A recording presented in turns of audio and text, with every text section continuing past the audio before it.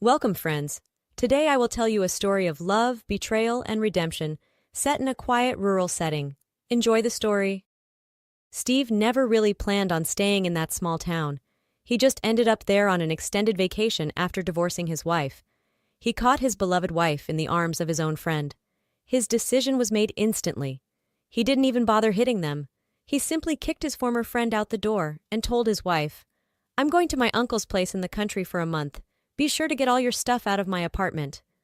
Hoping there wouldn't be any disagreements, he added, "Or else I'll air all your dirty laundry around town." His wife worked for the city government and was about to become a councilwoman. She told him she'd bury him, but Steve just coldly smiled. "You don't have it in you, sweetheart." And they both knew she didn't really have what it took. Her job was just a lucky fluke. She was in the right place at the right time. Steve quickly packed a bag, quit his job instead of taking leave, and drove out to his uncle's old place early the next morning.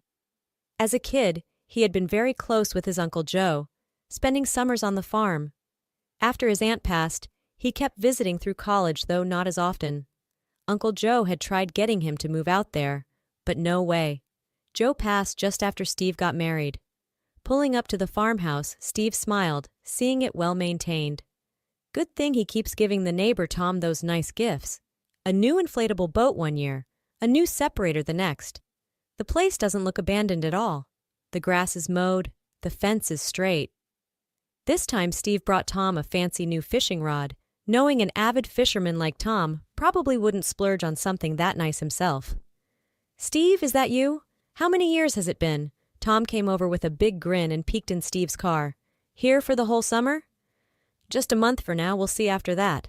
"But hey, this calls for a celebration. How about you fire up that amazing sauna of yours tonight and we grill up some steaks?" Tom chuckled. "You still remember my sauna?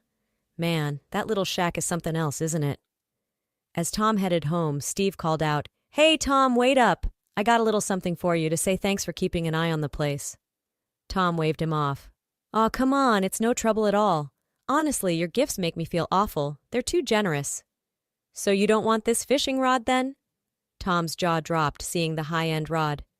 "This is the one I wanted. Steve, I don't know what to say. Thank you. I'll get that sauna fired up for tonight." An hour later, Tom's wife, Nina, stopped by with a casserole. "Thought you might need something to tide you over before you get the kitchen sorted out. And Steve, thanks for everything you do for Tom. He just lights up over those gifts from you. It gives him something to look forward to instead of, well, you know how he took the farm closing pretty hard." Steve knew Tom had been the farm's mechanic and equipment repairman before it went under. "Yeah, he told me it was rough when they had to let everyone go. Thankfully, he had that little tractor repair business he could fall back on to make ends meet." Nina smiled. "Well, get ready. Tom's been working on some new bundles of branches for the sauna, special just for you." Steve feigned terror. "Nina, tell me where to hide." 4 years later, Steve's farm business was thriving beyond his wildest dreams, if it wasn't for one persistent thorn in his side. Her name was Allison. She was a former farmhand. He was smitten with her. They had dated for a while, but when he proposed, she simply said, "I'll think about it. Don't rush me." He was flabbergasted. After 4 years, a proposal wasn't rushed, right? Weren't they a little old to be taking things that slow at their age? Today, Steve was determined to revisit the subject with Allison, who had seemed pensive lately. What was holding her back? He and her son Brandon had an excellent relationship. Pulling up to the barn, Steve saw a stray cat and felt that familiar surge of annoyance. These cats were such a nuisance, showing up from the nearby suburbs every fall when people cruelly abandoned them. Despite him telling the farmhands repeatedly to stop feeding them, they created a regular junk pile where they left food scraps.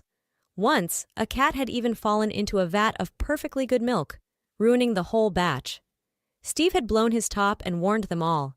If he saw a single cat on the property in a week, he'd call animal control for a mass removal. The ladies looked mutinous, but Allison had surprised him by asking calmly, "And just where are these strays supposed to go to avoid starving?"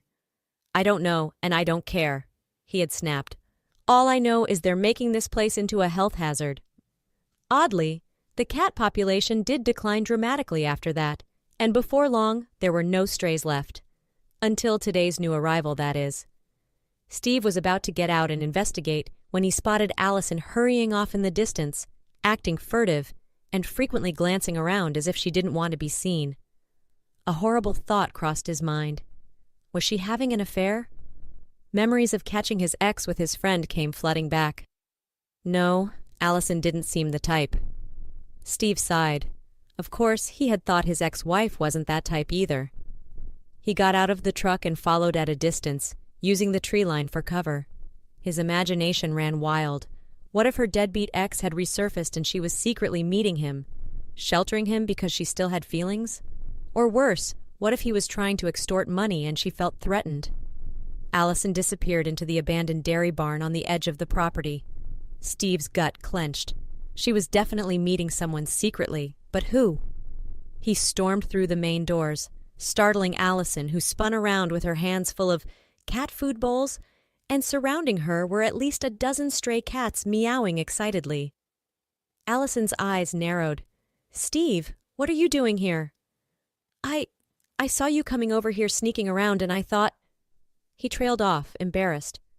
"You thought what? That I was up to no good behind your back?" She stood up, putting her hands on her hips. "Unbelievable.